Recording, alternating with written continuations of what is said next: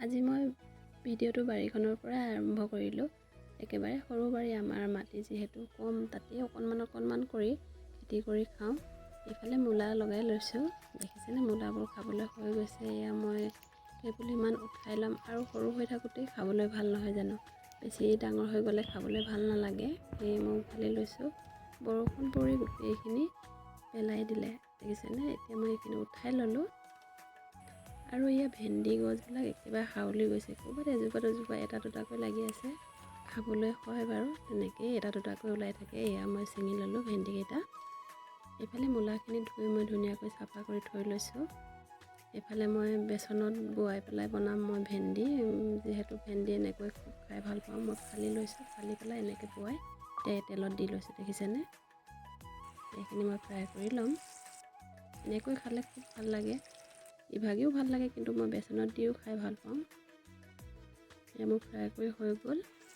এতিয়া আপোনালোকে নৰসিংহ পাত এইদৰে বেচনত বোৱাই খাই পাইছেনে বাৰু? যিসকলে খাইছেতো গম পাইছেই ন। এয়া মোৰ হৈ গৈছে, মই খুব খাই ভাল পাওঁ। আৰু একেখিনি তেলতে মই পিঁয়াজ দি ভাজি ল'লোঁ। এতিয়া মূলা শাকখিনি মই ইয়াতে ভাজি লৈছোঁ। আলু কেইটামান সৰুকৈ কাটি ল'লোঁ।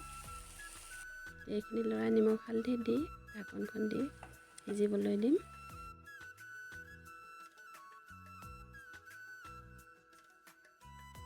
ইফালে মোৰ এয়া মূলা শাক হৈয়ে গ'ল, দেখিছেনে। এইখিনি মই এতিয়া আজৰি কৰি থৈ ল'ম। এতিয়া মোৰ ভাতৰ থালিখন যোগাৰ কৰি লৈছোঁ। এইফালে মই ভাত দিলোঁ, আৰু এয়া মাংস, ব্ৰইলাৰ মাংস হয় দেই। তাৰপিছতে এয়া মই এতিয়া টেঙামৰা আৰু দাইলৰ জোল, খুব ভাল লাগে, এতিয়া গৰমতো খাই ভাল লাগে। ইফালে মূলা ভাজিকণো দি ল'লোঁ। এয়া বেচনত দিয়া ভেন্দি ফ্ৰাই, ইফালে নৰসিংহ পাত, খুব ভাল লাগে, একদম মচমচীয়া হয় খাবলৈ। আপোনালোকে ট্ৰাই কৰি চাবচোন, নৰসিংহ পাত এনেকৈ বেচনত বোৱাই খাই খুব ভাল লাগে, মোৰ খুব প্ৰিয় হয়।